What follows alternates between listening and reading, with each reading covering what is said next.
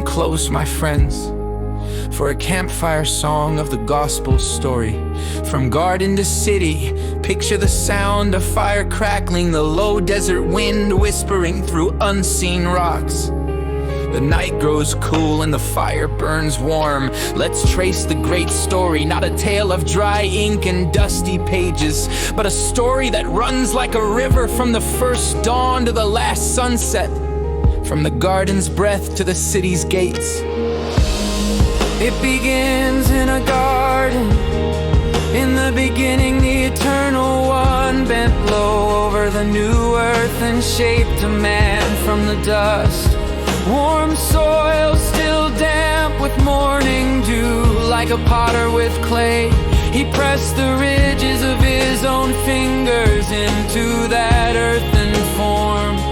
Then he leaned close and breathed his own breath, his Ruach, into the man's nostrils, and the man lived, not just moving, not just breathing, but alive in the deepest way, walking alongside the voice alive.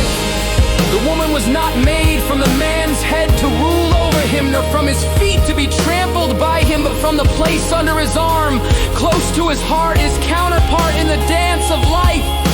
Together they tended the garden, a place where heaven's river watered the soil, where trees bent heavy with fruit, and every leaf whispered his name.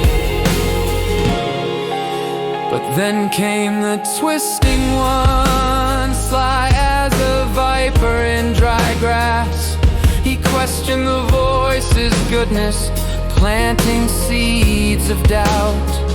And the man and woman, lured by the promise to be like Elohim, bit into what was forbidden.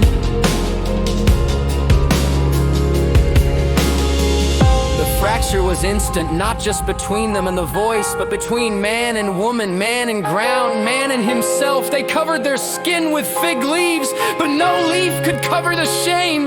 Yet even as the curse was spoken, a promise was planted, a seed would come, born of a woman who would crush the serpent's head, though his own heel would be struck.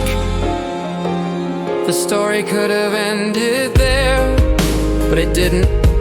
The voice walked the long path with his people. He called Abram out of the city of idols to pitch his tent beneath the endless sky, promising descendants as countless as the stars. The covenant was not signed with ink, but sealed in blood, fire passing between the pieces. Through Moses, the voice led his people from Egypt's chains into the wilderness, feeding them with bread from the heavens, giving them water from the split rock. His law was not merely rules, but a road, a way of walking that led to life.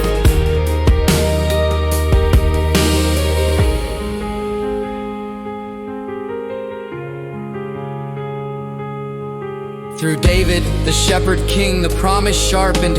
One from his line would reign forever, bringing peace to the nations in the fullness of time. The promised seed came not to a palace, but to a feeding place for livestock. Heaven's armies announced his birth to shepherds, for shepherds know the smell of lambs and the sound of a true voice.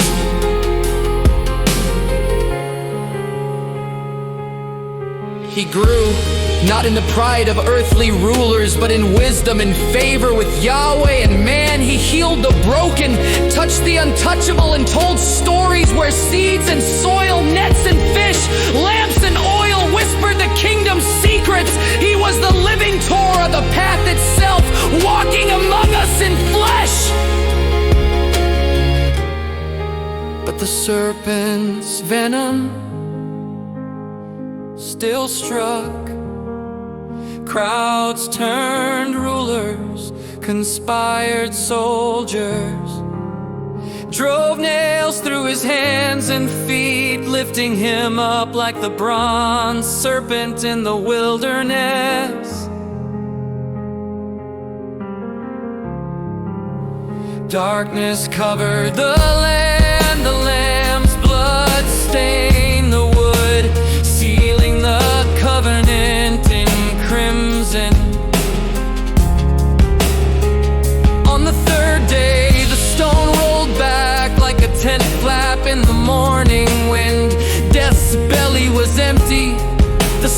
had risen, and the serpent's head lay crushed beneath his heel. Before returning to his father's tent, he promised his presence would remain, not in stone buildings, but in the hearts of his people. And on the day of the harvest festival, the Ruach came like fire and wind, filling his followers with courage in the language of every nation. The message spread like wildfire from Jerusalem to Judea to Samaria and to the farthest reaches of the earth. John the Beloved was shown the end, or perhaps the beginning again. A city descended from the heavens, shining like a bride dressed for her husband. No curse, no night. The tree of life stood by the river, its leaves bringing healing to the nations.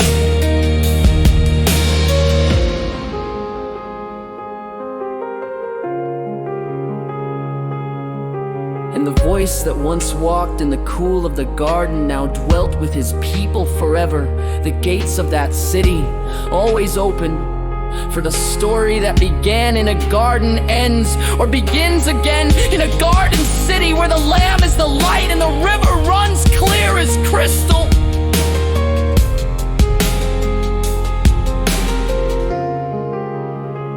And so, friends, from dust to breathe, from garden to city, from promise to fulfillment, the gospel is not just news from long ago. Even now, the voice is calling. Walk with me.